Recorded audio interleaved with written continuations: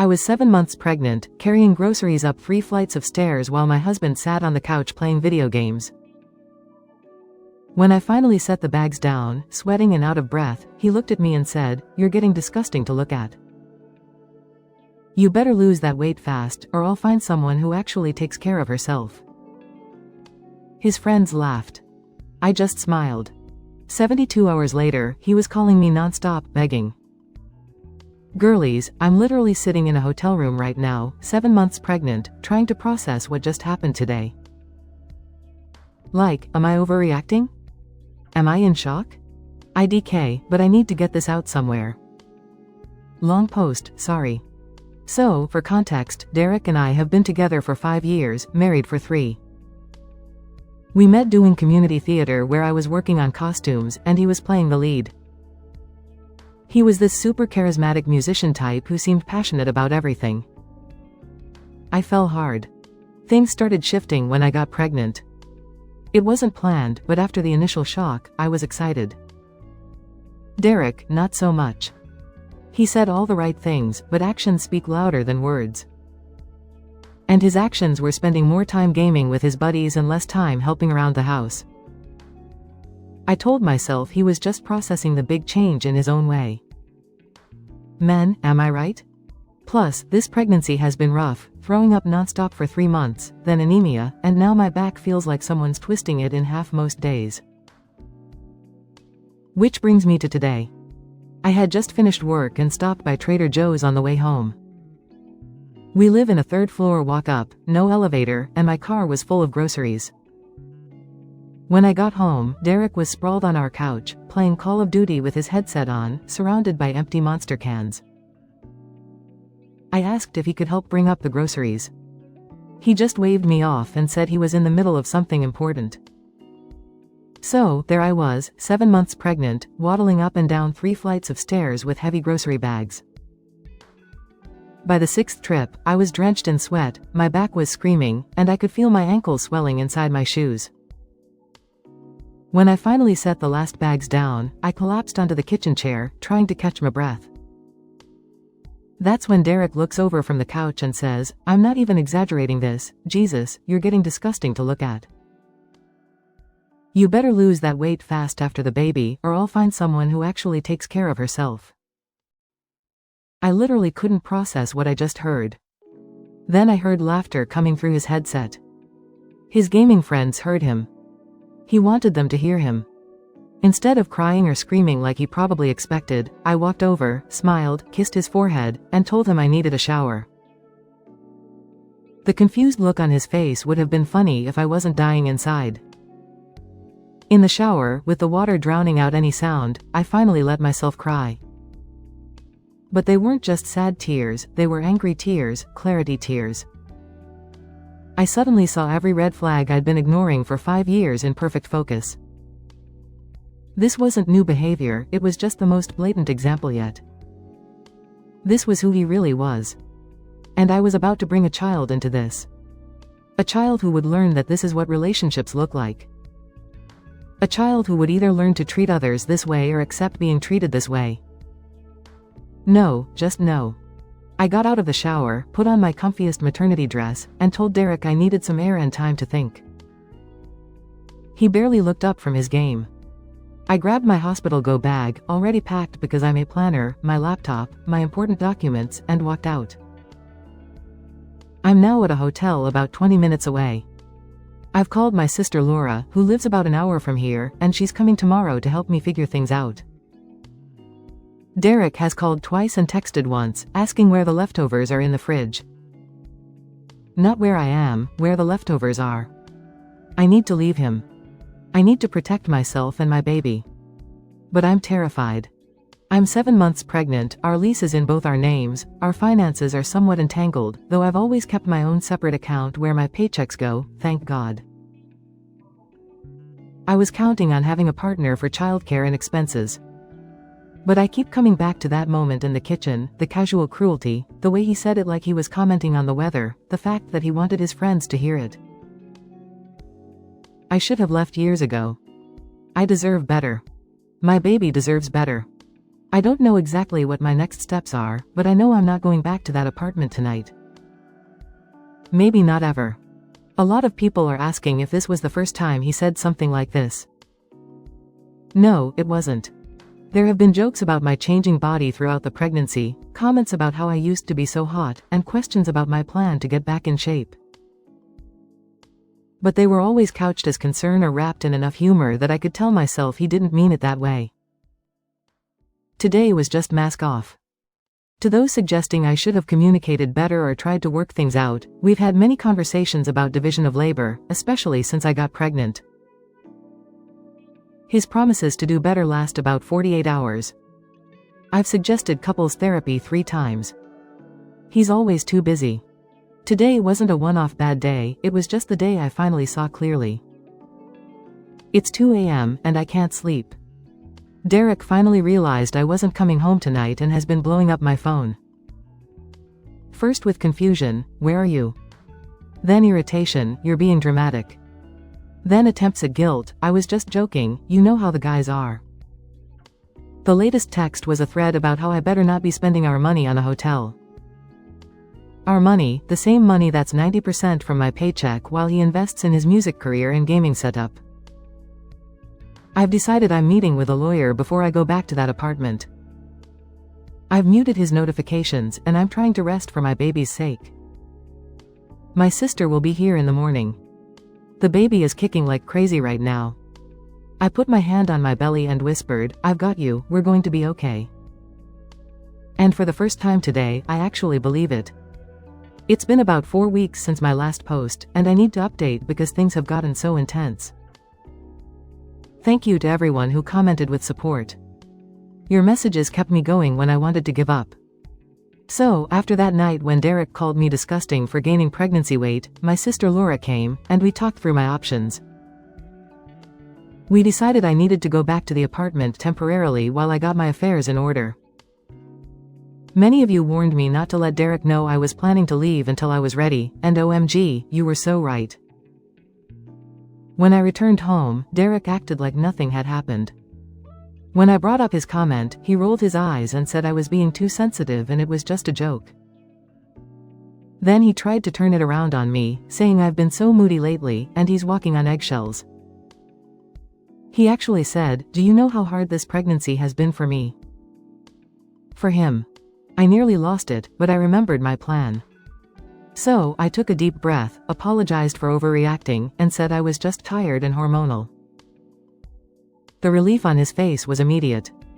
He thought he had won, that I was back in line, and everything could go back to normal. Little did he know, I was already consulting with a divorce attorney. The past month has been one of the most challenging of my life. I've been living a double life, outwardly playing the role of apologetic pregnant wife while systematically preparing to leave. I've been keeping a detailed journal of Derek's behavior, including dates, times, and exactly what he says. I've also quietly recorded some of our conversations on my phone where he's been particularly nasty. My lawyer says this could help with the divorce. I've always kept my paycheck going to my personal account, thank God. But I've now moved my direct deposit entirely to a new account at a different bank. I've been slowly moving money from our joint account to my private account in small amounts that wouldn't raise suspicion. Basically reclaiming what I've contributed over the years. While going through our financial records, I discovered something that made me sick to my stomach. Derek has a credit card in my name that I didn't know existed. He's racked up over $5,000 in debt for his gaming PC and other stuff. I've reported the fraud to the credit card company and provided evidence it wasn't me. I've gathered all important documents, birth certificate, marriage license, bank statements, tax returns. Everything is now in a secure location outside our apartment. My sister helped me find a small 2-bedroom apartment that's ground floor, no stairs, has laundry in unit, and is in a secure building. I signed the lease last week. It's not fancy, but it's clean, safe, and mine. I've been quietly packing essential items. I've been slowly gathering my truly important possessions and moving them to my sister's place when Derek is out. Nothing obvious enough for him to notice, but the things that matter most to me. I also got a burner phone that Derek doesn't know about. My regular phone stays with me and acts normal, but I have a backup he can't track. Living this double life has been exhausting, especially while 8 months pregnant. My ankles are swollen constantly, my back aches all the time, and the baby feels like she's practicing parkour on my bladder and ribs simultaneously. But each step I take toward freedom gives me strength. The hardest part has been pretending everything is normal. Cooking his meals, laughing at his jokes, listening to him complain about his bandmates, watching him play video games for hours while I handle everything else. Even sleeping next to him makes my skin crawl now that I've stopped gaslighting myself about who he really is. He's gotten worse too, now that he thinks I've accepted his behavior. The mask has slipped further. Last week, he invited his gaming friends over for a guys' night without telling me until they were at the door. I had just gotten home from work and was lying down because my back was spasming. He actually came into the bedroom and told me I should make myself useful and order them some pizzas. When I said I was in pain, he sighed dramatically and said, "Being pregnant isn't a disability, women have been doing it forever." And his mom worked until the day before she had him, a lie, because I checked with his mom on a casual phone call, and she had complications requiring bed rest for the last month. The guys were right there in the living room, hearing everything. I caught one of them looking uncomfortable, but nobody said anything. I ended up ordering the pizzas from bed and paying for them with my own money. When they arrived, Derek yelled for me to get the door because they were in the middle of a match. I had to haul myself up, walk past all of them in my pajamas, pay the delivery person, and set out plates and napkins while they ignored me. After they left around 2 a.m., leaving empty beer cans and pizza boxes everywhere, Derek came to bed and tried to initiate sex. When I said I was exhausted, he said, "Come on, it's not like you need to do anything, just lie there like you usually do." I went to the bathroom and silently cried, reminding myself I only had to endure this for a little while longer. My plan is to move out next weekend when Derek goes to his parents' place for his dad's birthday. He'll be gone overnight, which gives me a full 24 hours to execute everything with help from my sister, 2 close friends, and, surprisingly, Derek's younger brother Ethan. Ethan witnessed one of Derek's outbursts last month and secretly contacted me afterward to offer help. My lawyer has prepared all the divorce papers. I'll freeze our joint account, take what's rightfully mine, leave the papers with a detailed note explaining exactly why I'm leaving, and be gone before he returns. I'm not going to lie, I'm terrified. I wake up in the middle of the night with my heart racing, wondering if I can really do this. But then I feel my daughter kick, and I know I have to. I refuse to raise her in a home where her mother is disrespected daily. I refuse to let her think this is what love looks like. In a strange way, I'm grateful for that horrible moment with the groceries. Without that mask completely dropping, I might have continued making excuses for his behavior for years. Sometimes I wonder what would have happened if I'd met the real Derek from the beginning instead of the charming theater guy who swept me off my feet. The red flags were always there, I just didn't want to see them because I was too busy being in love. My doctor says my blood pressure is too high, likely from stress, so I need to take it easy this final month. The irony isn't lost on me that planning to leave Derek is stressful in the short term but absolutely necessary for my long-term health and well-being. To those who suggested therapy in my last post, I've started seeing someone virtually who specializes in relationship trauma and pregnancy. It's been incredibly helpful to have validation that I'm not overreacting or hormonal. This is real emotional abuse, and I deserve better. I'll update again after everything goes down next weekend. Wish me luck because I'm going to need it, bestie. Just got a notification that this post is blowing up while I'm at my doctor appointment. We'll try to answer questions when I get home. Thank you again for all the support. Derek just texted, asking what's for dinner tonight. I'm literally at my doctor's appointment for our baby, which he chose not to attend because he had a really important band practice. Translation: jamming in his friend's garage for hours while drinking beer. Yet somehow, I'm still expected to provide dinner.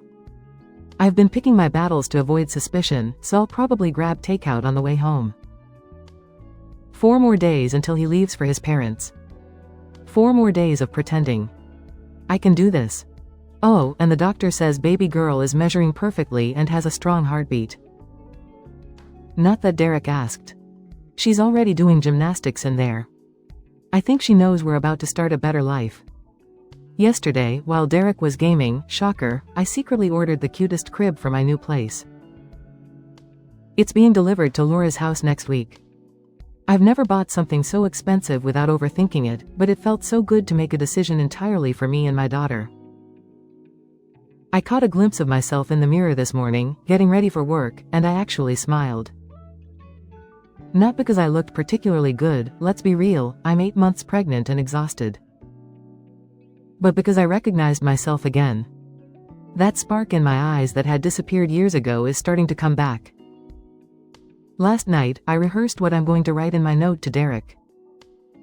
It felt so validating to put all of his behavior into words. No more making excuses, no more minimizing, just the plain truth about who he is and why I'm leaving. I'm still scared about doing this alone. Single motherhood wasn't in my life plan. But staying with Derek would cost me my self-respect and eventually my sanity. And what kind of mother could I be then? 4 more days, just 4 more days of this double life, then freedom. It's done. I'm out. I'm sitting in my new apartment as I type this, surrounded by boxes and a partially assembled crib. But I've never felt more at peace despite the chaos. Here's how it all went down. As planned, Derek left yesterday morning for his dad's birthday weekend at his parents' place, about 3 hours away. He was actually in a good mood for once, probably because he was escaping pregnant wife duty for a full weekend. He kissed me goodbye, told me not to do anything crazy while he was gone, and said he'd be back Sunday evening. The moment his car pulled away, Operation Exodus began. My sister Laura arrived with her SUV 10 minutes later, followed by my friend Chloe with a small moving truck she borrowed from her workplace. Derek's brother Ethan showed up shortly after, looking nervous but determined.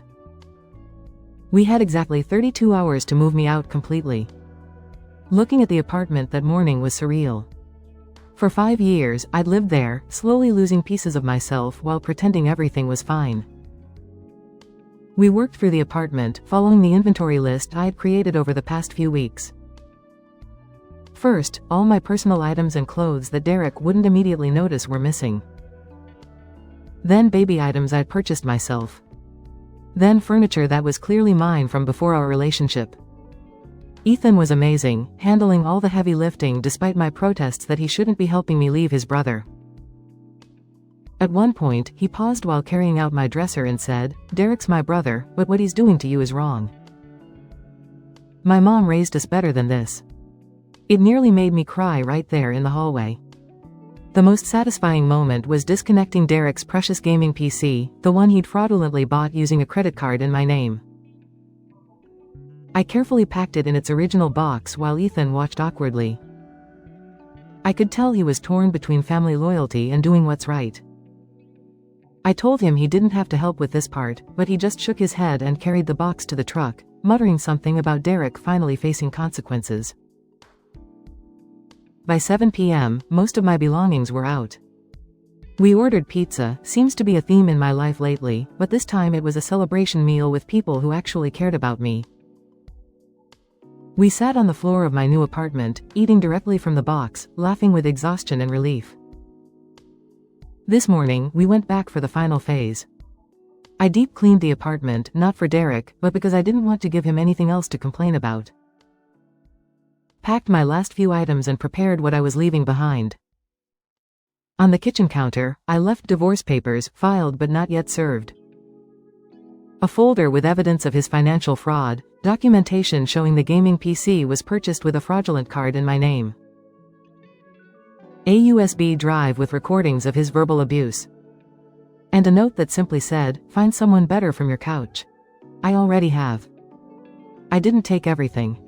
I left most of the furniture we'd bought together, though I did take photos of everything in case he tries to claim I took things I didn't.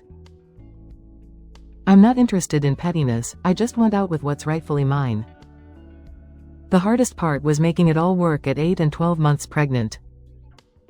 My back was screaming by the end of day 1, and this morning, I woke up with my hands so swollen I could barely grip anything. But adrenaline is a hell of a thing, and knowing I was finally breaking free kept me going when I wanted to collapse. I called Derek's cell phone once I was safely in my new place. No answer, as expected. I left a voicemail telling him not to bother coming to my sister's place looking for me, as I wasn't there, and that he would find everything he needed to know on the kitchen counter. I then sent a text with the same information, blocked his number, and emailed his parents, letting them know Derek and I were separating and why. So he couldn't spin a narrative making me the villain. Within an hour, my phone was blowing up with calls from numbers I didn't recognize, clearly Derek using his friends' phones to try to reach me. I didn't answer. Eventually, his mother called my sister, they've always been close, who simply confirmed I was safe and that Derek had treated me terribly throughout the pregnancy. His mom actually broke down crying and apologized for her son's behavior, which wasn't expected but was oddly healing. According to Ethan, who's keeping me updated, Derek came home early after getting my message. He apparently went ballistic when he found the empty apartment and divorce papers. He called everyone we know, trying to find me, alternating between rage, confusion, and suddenly claiming he wanted to fix things. Several of Derek's friends have actually reached out to express support for me. Turns out, they weren't all laughing along with his cruelty. Many were uncomfortable but didn't speak up. One even confessed they had a guy's talk with him about his behavior toward me months ago, but he dismissed them as being whipped by their wives. Another said he'd stopped inviting us to couple events because he couldn't stand watching how Derek treated me. I wish they had said something to me directly, but I understand why they didn't. It's still comforting to know not everyone thought his behavior was acceptable. As for me, I'm exhausted but relieved. My new apartment is small but bright, with a park nearby and a small balcony where I've already set up a chair for morning coffee.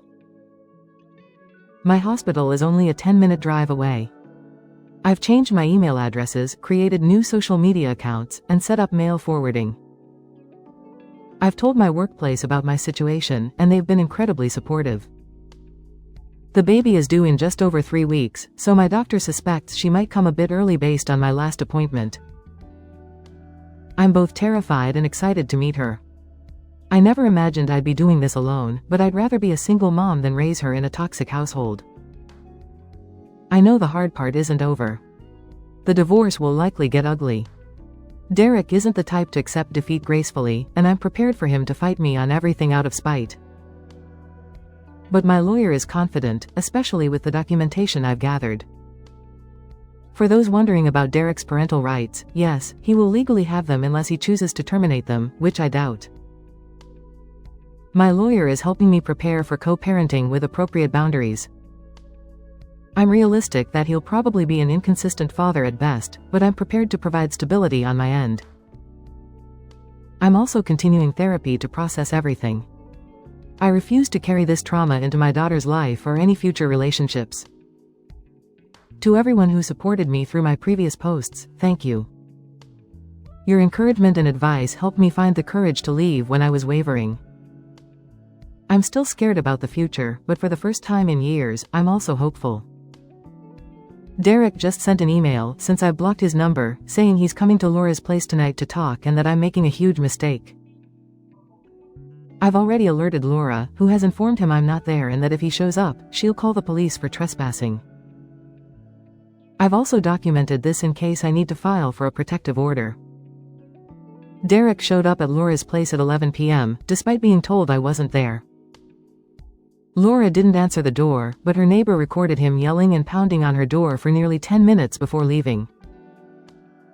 He also left all of our wedding photos on her front porch with a note saying, "I threw away everything we built." The irony of him suddenly caring about our marriage isn't lost on me. This morning, he emailed again, this time with a complete shift in tone, apologizing, saying he didn't realize how his behavior affected me, promising to change, go to therapy, be a better father, etc.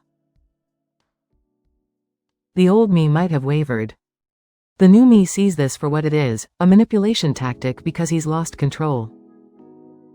His apology was all about him, how he feels, what he wants, how hard this is for him. Not once did he acknowledge the specific ways he hurt me or how his behavior might affect our child. I didn't respond. My lawyer advised against any direct communication that isn't through her at this point. I'm spending today setting up the nursery with Laura and trying to rest as much as possible. Baby girl is extra active today, as if she knows we're finally somewhere safe. TikTok keeps serving me those signs he's actually in love with you videos, and I just have to laugh. I spent 5 years confusing control for care and convenience for love. Never again, bestie, never again. It's been about 10 months since my first post, and so much has changed that I wanted to give everyone a final update. First and most importantly, my daughter Sophie is now 6 months old, healthy, happy, and absolutely the light of my life. She has my eyes, Derek's nose, unfortunately, and a personality that's entirely her own. She started sitting up unassisted last week and is currently obsessed with a stuffed sloth my sister got her. Her favorite thing is when I sing to her while dancing around the kitchen, which I do often because her giggle is the best sound in the universe. The birth was intense. I went into labor 3 weeks early, just 5 days after moving into my new apartment. My sister Laura was my birthing partner, and honestly, she was amazing. After 19 hours of labor, including 3 hours of pushing, Sophie arrived at 6:22 a.m., screaming her little head off.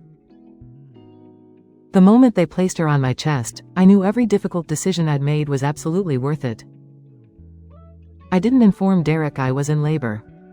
My lawyer advised that I wasn't obligated to, and after his erratic behavior following my departure, I was concerned about adding stress to an already stressful situation. I notified him of Sophie's birth the day after via email with a formal photo of her, not one with me in it, and basic information about her health and birth statistics. His response was a mess of anger about not being called, followed by demands to see his daughter immediately, followed by accusations that I was using her as a pawn. My lawyer handled all communication, explaining that, given his recent behavior, we would be establishing a formal visitation schedule through the courts.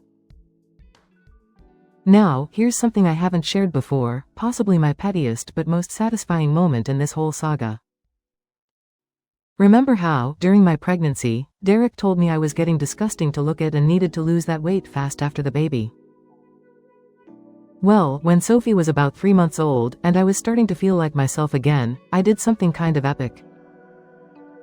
During the divorce proceedings, we discovered Derek had been hiding money in a separate account.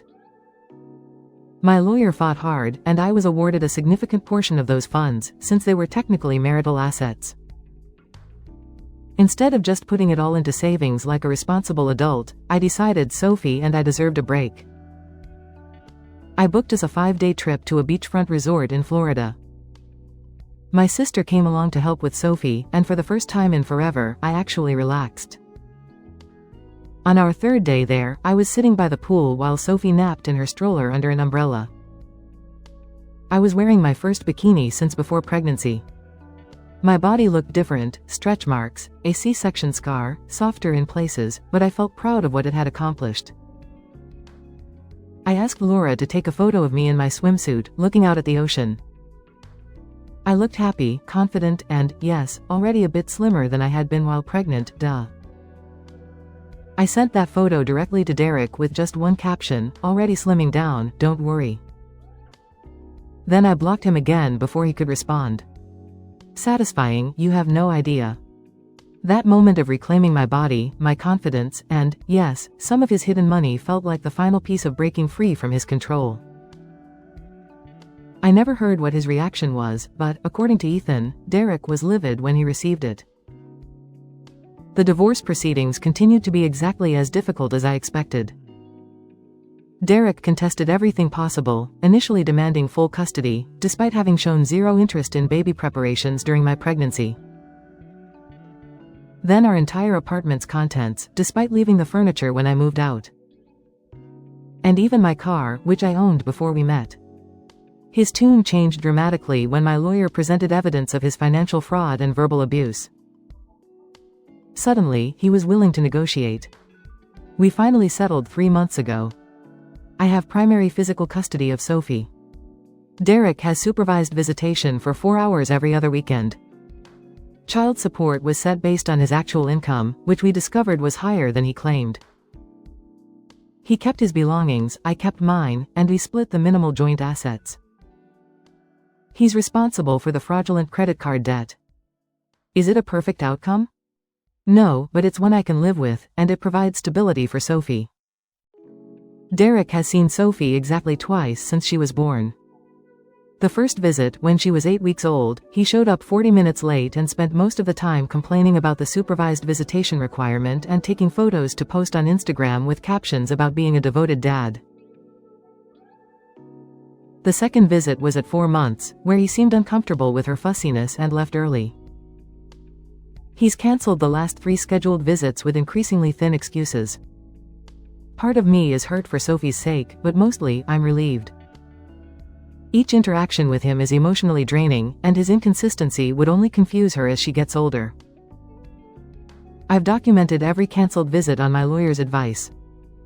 As for me, physically, my body has healed from birth, though it's different than before. I have stretch marks, a C-section scar, and I'm about 15 pounds heavier than my pre-pregnancy weight. And you know what? I'm completely at peace with that. Financially, I'm stable, not rich by any means, but the child support helps, and I've become much better at budgeting now that I'm not subsidizing Derek's music career.